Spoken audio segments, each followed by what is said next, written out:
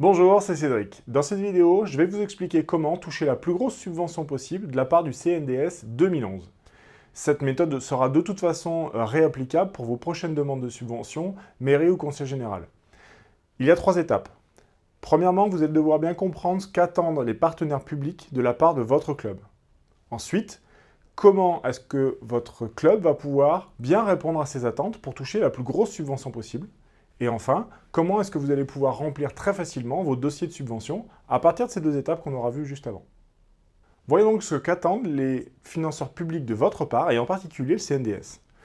Les financeurs publics ont un petit peu fait évoluer leur façon de distribuer de l'argent et leurs subventions depuis 2 ans, puisque, vous l'avez remarqué, l'argent public se fait rare. Donc, il n'est plus question pour eux de financer le fonctionnement du club juste parce que le club existe, mais il est question pour eux d'optimiser leur argent, de s'assurer que l'argent public sera utilisé le plus efficacement possible vis-à-vis des priorités du ministère et des fédérations.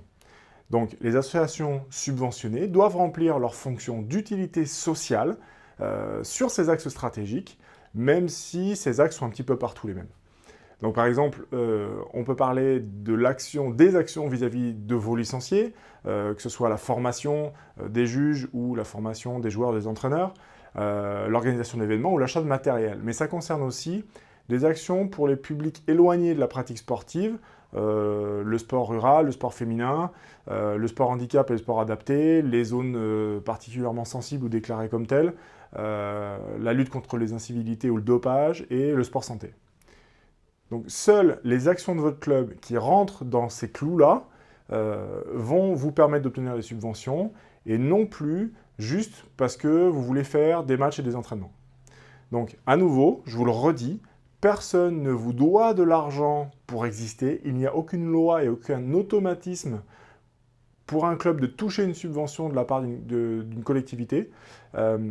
Et aujourd'hui, votre club doit être utile à la société parce que maintenant, c'est donnant-donnant.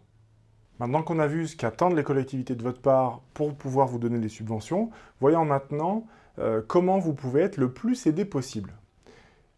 Les collectivités soutiennent donc, je viens de vous le dire, des actions sur des thèmes prédéfinis sur une plage entre 30 et 50% du budget de l'action en question. Donc oubliez tout de suite l'idée de créer une pseudo-action pour toucher de l'argent pour faire tourner votre club, parce qu'il faudra de toute façon, au final, justifier des dépenses, du reste des dépenses, donc entre 50 et 70% du reste du budget. Il faudra justifier de cette dépense-là pour pouvoir ne pas avoir à rendre la subvention l'année d'après. Donc évidemment, ces actions vont être menées essentiellement par des bénévoles et doivent avoir un financement complémentaire donc à la subvention que vous touchez. Ce qui est très important à noter maintenant, c'est que l'action doit être utile non seulement pour la société, vis-à-vis des axes stratégiques prioritaires ministériels, mais aussi pour votre club. Parce que sinon, vous n'y gagnez absolument rien et c'est vraiment pas le but. Donc, comment définir ces actions? Comment les choisir? Comment motiver les gens à travailler sur ces actions? Vu que vous ne pouvez pas le faire, vous êtes déjà débordé à diriger le club. Il y a un terme qui existe pour nommer un groupe d'actions prévues, coordonnées, créées dans un objectif utile pour le club et pour la collectivité. Ce terme, c'est le projet de développement. Un club fonctionne bien avec un certain nombre de tâches menées pour une action donnée. Un groupe d'actions, c'est un axe stratégique. Et un ensemble de stratégies, c'est un projet de développement. Alors probablement que vous me trouvez lourd de toujours parler de projet de développement. Vous vous dites, il essaye à tout prix de nous vendre un truc, c'est pas possible. La réponse est non. Je vous offre le contenu de ma méthode dans des vidéos gratuites. Vous pouvez tout à fait créer votre projet sans moi et même avec ma méthode.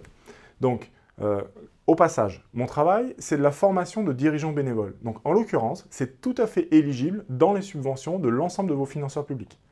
Et s'il est question de former non pas un dirigeant bénévole, mais un directeur salarié dans votre club, eh ben c'est encore plus facile vu que c'est de la formation professionnelle. Et là aussi, vous pouvez être aidé.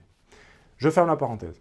Mais si j'insiste sur ce point d'avoir un projet de développement pour votre club, c'est parce que c'est le meilleur moyen pour vous d'avoir le plus de bénévoles et le plus de budget, incluant une augmentation de vos subventions. Et voici pourquoi. Vos licenciés seront beaucoup plus motivés à travailler pour un projet si c'est le leur, si c'est leur projet, et non pas un projet qui a été décidé par 2 ou 3 personnes du bureau, un soir autour d'un café, parce que ça fait bien d'avoir un projet et que c'est utile pour les subventions. Parce que là, il n'y a personne qui va vous suivre, le projet ne leur appartient pas. Donc, les partenaires privés et publics auront envie de vous aider, et ça, il y a un certain nombre d'entre eux qui me l'ont dit, j'ai envie d'aider un club ambitieux et réaliste, et surtout utile à la société, qui a un projet et qui a des résultats concrets. Chaque année, de plus en plus de villes et de conseils généraux imposent à leur club un fonctionnement avec un contrat d'objectif, de manière à pouvoir continuer de toucher des subventions. Un contrat d'objectif, c'est simplement pour pouvoir mesurer vos actions et permettre à la collectivité de s'assurer que vous êtes utile en tant que club à leur politique sportive, ou pas, et de savoir s'ils vous aident, ou si vous êtes inutile à leur politique sportive, ils baissent, voire suppriment vos subventions. Et donc de toute façon, vous allez devoir vous y faire, parce que tout le monde va y passer tôt ou tard. Et pour le CNDS, c'est pareil. Regardez maintenant, dans la notice d'explication du CNDS 2011, le projet est mentionné à un certain nombre d'endroits. Sur cette image, on voit les modalités d'attribution du CNDS.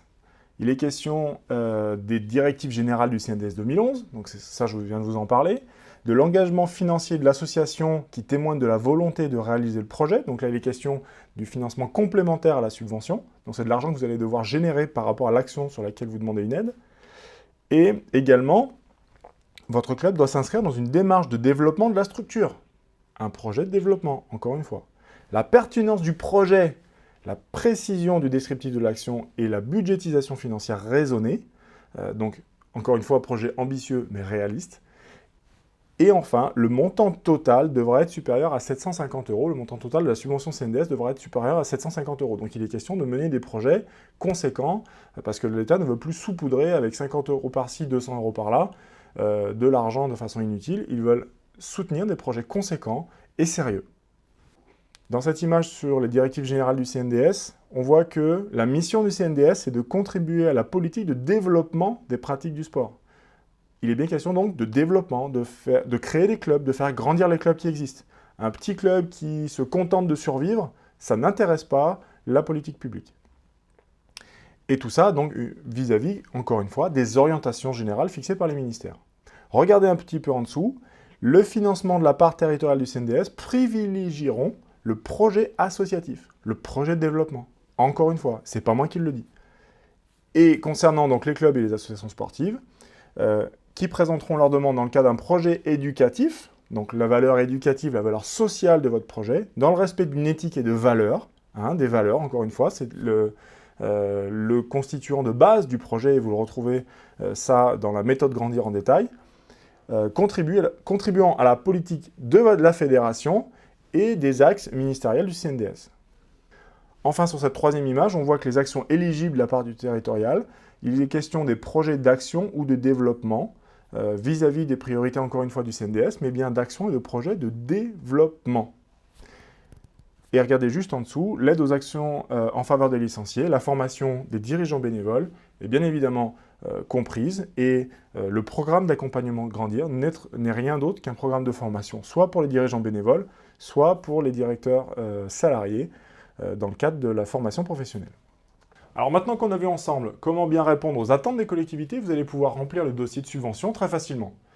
Et oui, parce que tout ce qui est demandé dans le dossier CNDS, c'est exactement contenu dans votre projet à vous, dans vos documents, et même la partie qui sert à justifier de la pertinence de vos actions et à rassurer le CNDS de votre capacité à réaliser les actions en question, c'est juste du copier-coller, et donc en gros, remplir le dossier CNDS, ça vous reprend 30-45 minutes maxi. Pour terminer, je vous entends déjà dire, il est bien gentil, le petit jeune là, mais pour toucher plus de CNDS, il faut un projet, mais en même temps, pour faire le projet, il faut demander une subvention. Donc en fait, ça se mord la queue, c'est pas possible. Eh bien, vous avez raison, seulement c'est vous qui voyez. Vous avez deux options. Soit vous faites une demande de subvention au titre de la formation des dirigeants bénévoles, et vous voyez ce que vous touchez, vous voyez si vous le touchez, et peut-être que vous commencerez à préparer votre projet de club à partir de la fin de l'année 2011 ou peut-être l'année d'après, dépendamment de s'il faut redemander cette subvention CNDS sur ce poste-là l'année prochaine parce que vous ne l'avez pas eu. Ou bien vous investissez immédiatement pour appliquer la méthode Grandir dans votre club, passer en mode projet dès maintenant, avoir des résultats rapides, très rapides, et surtout sur du long terme, parce que l'objectif, c'est pas de faire un feuille de page, je vous l'ai déjà dit, incluant donc la cohérence de votre projet avec les dossiers de subvention, et pour vous permettre de gagner du temps aussi sur les demandes de subvention. Donc c'est bien à vous de choisir si vous voulez passer sur une logique d'investissement, ou si vous voulez rester sur une logique de consommateur qui fait des demandes de subvention pour faire tourner son club. Seulement ça, comme vous venez de le voir, ça ne durera plus longtemps. Pour ceux qui n'ont pas vu les vidéos de conseil, vous pouvez vous inscrire sur le site optimeconseil.com. Vous recevrez donc 2 vidéos, dont celle qui explique la méthode grandir en détail pour créer votre projet. Et donc allez sur le site optimeconseil.com et vous recevrez immédiatement la première des 2 vidéos. À bientôt.